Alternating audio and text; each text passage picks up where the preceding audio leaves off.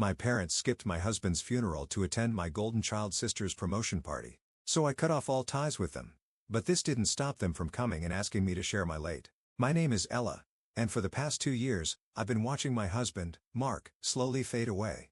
When we first got the diagnosis of stomach cancer, I remember feeling like the floor had disappeared beneath my feet. Mark was only 38, successful in his investment banking career, and we had a beautiful 9-year-old son, Ethan. We were supposed to have decades ahead of us. The one small blessing in this nightmare was that Mark's financial success meant we could afford the best treatment available. We flew to specialists across the country, tried experimental therapies, and spared no expense. But as the months dragged on, it became clear that all this treatment was just buying time, not offering a cure. Through it all, Mark's parents, Linda and Robert, were our rocks. They lived just 20 minutes away and stepped in without hesitation when things got tough. "Ella, we'll pick Ethan up from school today," Linda would say on days when Mark was scheduled for treatment.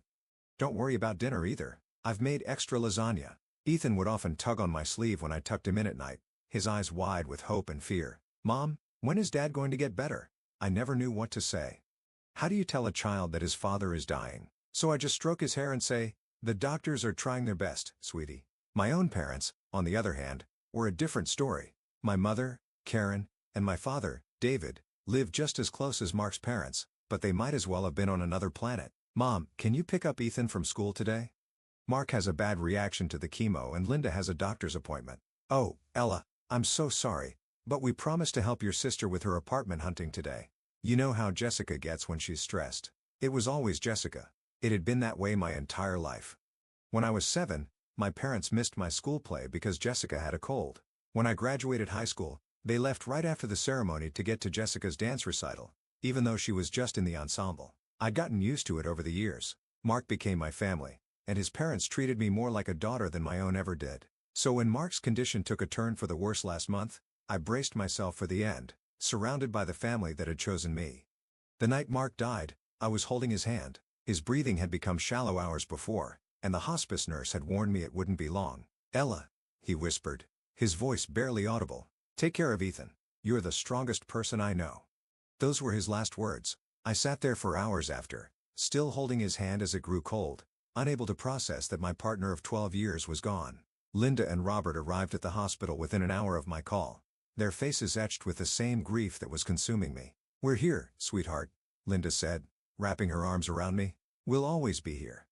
That night, I sent a text to my mother. "Mark passed away tonight." Her response came an hour later. "It's terrible." No call, no offer to come over, no question about how Ethan and I were doing. Just 2 words, but I was too numb to care. There was a funeral to plan, a son to console, and a life to somehow piece back together. The days after Mark's death passed in a blur of funeral arrangements, paperwork, and trying to explain to Ethan that his father wasn't coming home. Linda and Robert were there every step of the way, handling calls to the funeral home when I couldn't form words and sitting with Ethan when he had questions I couldn't answer. The day before the funeral, I was drowning in details. The funeral home needed final decisions on the program, distant relatives were calling for directions, and I still needed to pick up Ethan's suit. I hadn't slept more than 2 hours at a stretch since Mark died. "I need to ask my parents to watch Ethan," I told Linda as we sat at my kitchen table, surrounded by sympathy cards. "You and Robert are already doing so much." I drove Ethan to my parents' house, rehearsing what I would say. When we arrived, my mother opened the door wearing a light jacket, purse already in hand. "Ella, this isn't a good time," she said, "not even inviting us in. We're just heading out." "Mom, please, it's just for a few hours. I have to finalize everything for the funeral, and we've had these plans for weeks," my father cut in, appearing behind my mother. "We can't cancel now." Before I could argue further, they both stepped outside, locking the door behind them. "We really have to go," my mother said firmly. "I'm sure you can find someone else." They hurried to their car without so much as a goodbye to Ethan, who stood there confused and hurt. Once they drove away, I called my friend Sarah, who immediately agreed to watch him. After dropping Ethan at Sarah's house, curiosity got the better of me. I took a detour past my parents' house on my way home. Their lights were on, and Jessica's red Mazda was parked in the driveway. "So that's the important plans," I muttered to myself, a bitter laugh escaping my lips. They weren't busy at all. They just preferred helping Jessica to supporting me, even now. That evening, I sent a message to our family WhatsApp group. "Mark's funeral is at 11 a.m. on Thursday at Greenwood Chapel. Service will be followed by a small reception." I watched as the read receipts appeared next to my parents' and Jessica's names. No one replied. The night before the funeral, anxiety drove me to call my mother directly. "Mom, you saw my message about the funeral tomorrow, right? It starts at 11. There was a pause on the line. "Oh, Ella, I'm sorry, but we won't be able to make it. Jessica has booked several tables at Emilio's to celebrate her promotion. It's at noon, and we've already committed." I nearly dropped the phone. "Mom, this is Mark's funeral we're talking about. Mark, who paid for the repairs on your house 3 years ago when the roof collapsed. Mark, who has been part of our family for over a decade." "That was a long time ago, Ella," my mother replied coldly. "We need to focus on the living, not the dead. Jessica needs our support right now." Before I could respond, she hung up. I immediately dialed Jessica's number, my hands shaking with anger and disbelief. "Hey," she answered, sounding annoyed that I'd interrupted her evening. "Jessica, Mom says you're having a party tomorrow at the same time as Mark's funeral. Can't you reschedule? Or at least push it back so they can attend the service first?" "No way," she scoffed. "I can't change the reservation now. Everyone's already confirmed, and this promotion is a big deal. It's not like I can reschedule a funeral party or whatever." "A funeral party?" I repeated, my voice rising. "My husband is dead, Jessica. The man who paid for your entire college education." "That was ages ago," she dismissed. "Look, my promotion is more important than some funeral. People die every day." Then she hung up too. I stood there in my kitchen, phone still in hand, utterly stunned. As if to twist the knife further, my phone pinged with a message from my mother. "Stop pressuring your sister. Her celebration is more important than some funeral. She's worked hard for this promotion." The day of Mark's funeral dawned bright and clear, a mockery of the darkness I felt inside. The service was beautiful in its simplicity. Mark had never been one for elaborate displays, and the modest chapel was filled with people who had genuinely cared for him: colleagues, friends, neighbors, and family. His family, anyway. During the eulogy, I spoke about Mark's generosity, his kindness, and his unwavering devotion to our son. Ethan sat between Linda and Robert, who held his hands as tears streamed down his face. After the service, several people approached me, offering condolences and asking about my parents' absence. "I was surprised not to see your folks," Mark's college roommate said. "Are they ill?" "They had a prior commitment," I replied stiffly, not wanting to elaborate. Linda noticed my discomfort and smoothly steered the conversation elsewhere. That night, after everyone had gone home, I sat alone in the living room, surrounded by sympathy cards and flower arrangements. The house felt impossibly empty without Mark, the silence so loud it hurt. My phone buzzed with a text from Jessica. "Hope the funeral went okay. Mom posted pics from my party. Got promoted to senior account executive." No condolences, no acknowledgement of what I'd just been through. Just a celebration of her accomplishment, complete with party emojis. I turned off my phone without responding and went upstairs to check on Ethan. He was sleeping soundly, clutching the teddy bear Mark had given him on his last birthday. I crawled into bed beside him, finding comfort in the steady rhythm of his breathing. For the next week, I moved through life in a fog. Linda and Robert came by daily, bringing food, taking Ethan to the park, helping me sort through Mark's belongings. My parents didn't call once. Not to check on their grandson, not to see how I was holding up. Nothing. A week after the funeral, I received a call from Mark's lawyer, Mr. Simmons. "Mrs. Turner, it's time to discuss Mark's will," he explained. He was quite thorough in his preparations. Would tomorrow afternoon work for the reading? I agreed, and then called Linda and Robert to invite them. They'd been named in the will, of course, and Mark would have wanted them there. The next day, Mr. Simmons arrived at our house at precisely 2 p.m., carrying a leather briefcase and wearing a somber expression that softened when he saw Ethan. "Your father spoke of you often," he told my son, shaking his small hand formally. "He was very proud of you." We all settled in the living room. Me, Ethan, Linda, and Robert, ready for what I expected to be a straightforward reading. Mark and I had discussed his wishes extensively during his illness, so there would be no surprises. But just as Mr. Simmons was about to begin, the doorbell rang. "Are you expecting anyone else?" Linda asked, looking confused. "No," I replied, equally puzzled as I went to answer the door. I nearly slammed it shut when I saw my parents and Jessica standing on the porch, all wearing expressions of exaggerated sympathy. "What are you doing here?" I asked bluntly. "We heard about the wool reading," my mother said, trying to look past me into the house. "Mark wasn't a stranger to us, you know. We have a right to be here, all right?" I repeated incredulously. "You couldn't be bothered to come to his funeral, but you have a right to be at his will reading?" My father cleared his throat. "Now, Ella, there's no need to bring up old grievances. We're here to support you." "Support me?" I laughed bitterly. "That's rich." But before I could shut the door, my mother gently pushed past me, with my father and Jessica following close behind. "We're family," she said firmly, as if that explained everything. I stood there, stunned by their audacity, as they made their way to the living room. Linda and Robert's faces darkened when they saw who had arrived. "What are they doing here?" Robert whispered when I returned. "I have no idea," I replied, my hands shaking with anger, "but I'm not going to make a scene in front of Ethan." Mr. Simmons, ever the professional, merely raised an eyebrow before continuing. "Shall we proceed with the reading of the will?" My parents and Jessica sat on the couch opposite Linda and Robert, with Ethan beside me in an armchair. The tension in the room was suffocating.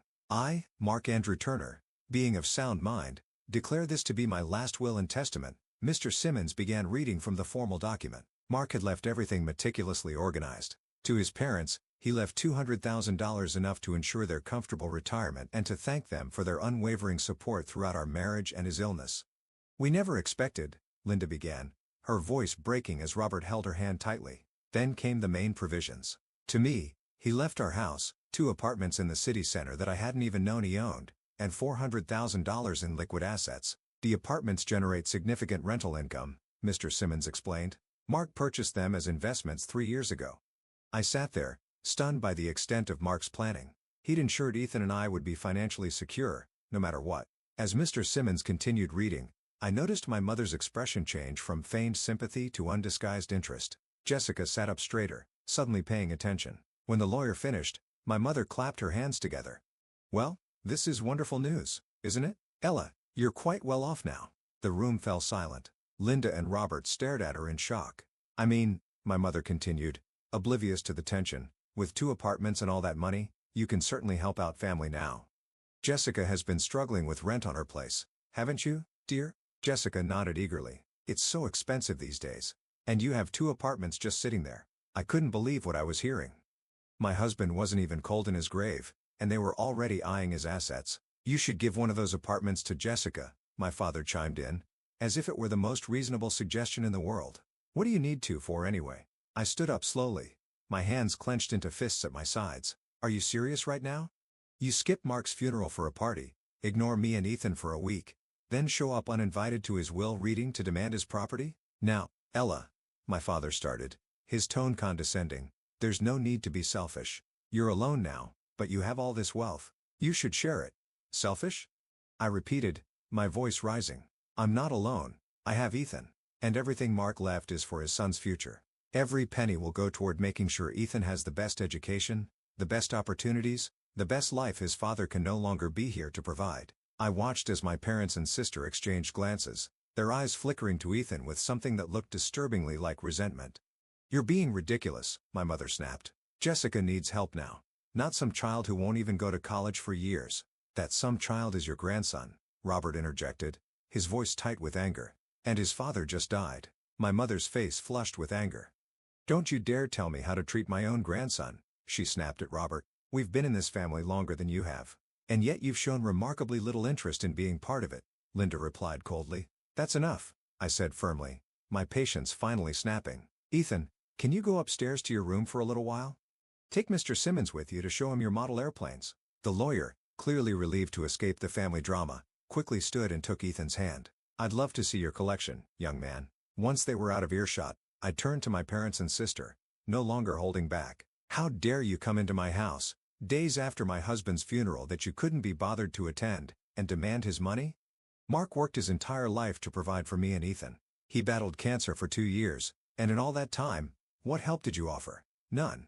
You wouldn't even watch Ethan for a few hours." "That's not fair," my father began, but I cut him off. "No. What's not fair is that Mark spent thousands of dollars fixing your roof when it collapsed during that storm 3 years ago.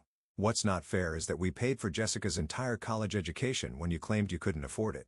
Well, let me make something perfectly clear. I will not be giving any of Mark's money or property to you.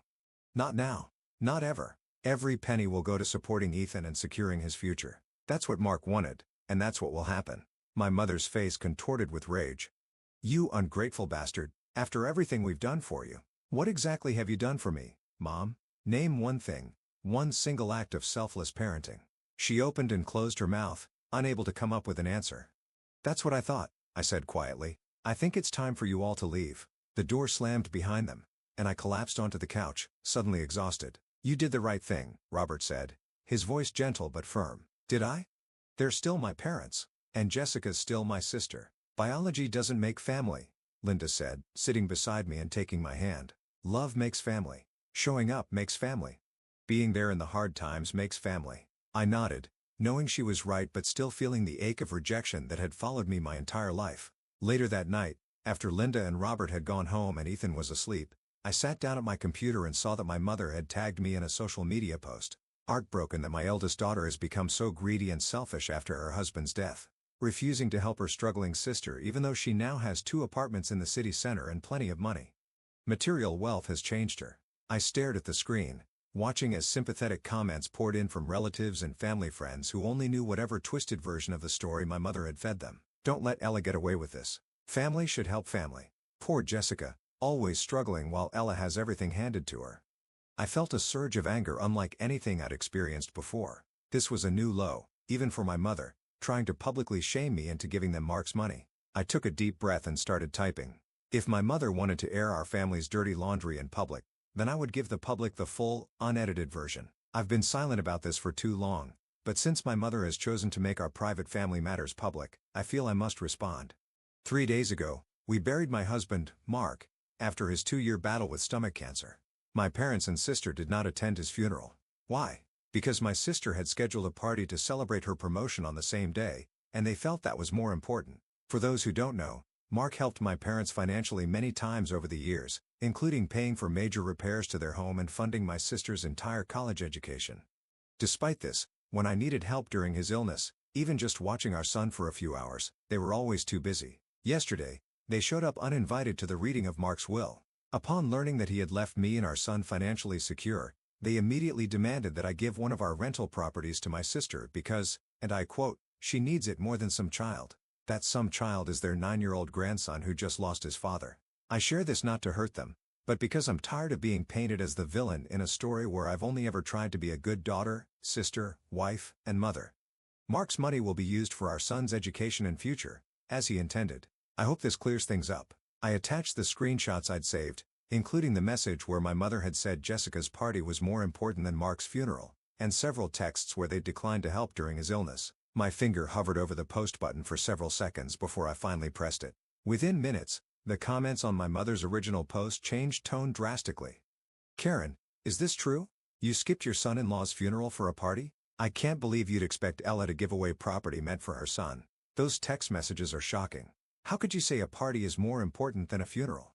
Calls and messages came in throughout the evening, relatives and friends expressing shock at my parents' behavior and offering support. My mother tried to claim in the comments that I was lying, but the screenshots spoke for themselves. Eventually, she deleted her original post entirely, but the damage to her reputation was done. The next morning, I woke up to dozens of missed calls from my parents and Jessica. I blocked their numbers without listening to their voicemails.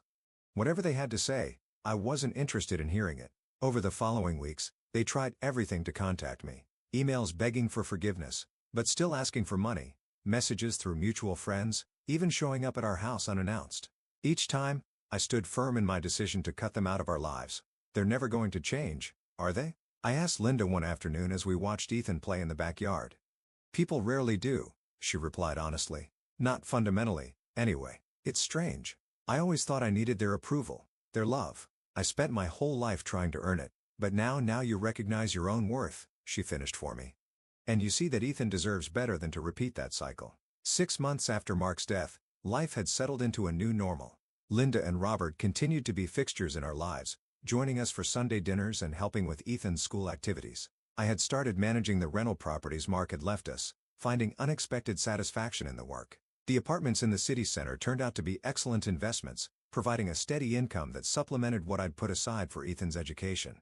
I also invested some of the money in shares of companies Mark had always believed in, watching with satisfaction as the dividends rolled in. As for my parents and Jessica, I occasionally heard updates through the family grapevine. They were struggling financially. Apparently, Jessica had lost her job, and my parents were complaining about retirement costs. Each time, the messenger would awkwardly hint that perhaps I could help them out. My answer was always the same. I'm sorry to hear they're having trouble, but my responsibility is to my son. Some called me cold or unforgiving. Maybe I was, but when I looked at Ethan, growing stronger and happier each day, surrounded by people who truly loved him, I knew I'd made the right choice. One evening, as I tucked him into bed, he asked a question that caught me off guard. "Mom, do you ever miss Grandma Karen and Grandpa David?" I paused, considering how to answer honestly without burdening him with adult problems. "I miss the relationship I wish we'd had," I said finally, "but not the one we actually had." He nodded, seeming to understand more than a child his age should have to. "I'm glad we have Grandma Linda and Grandpa Robert." "Me too, buddy. Me too. Some people would never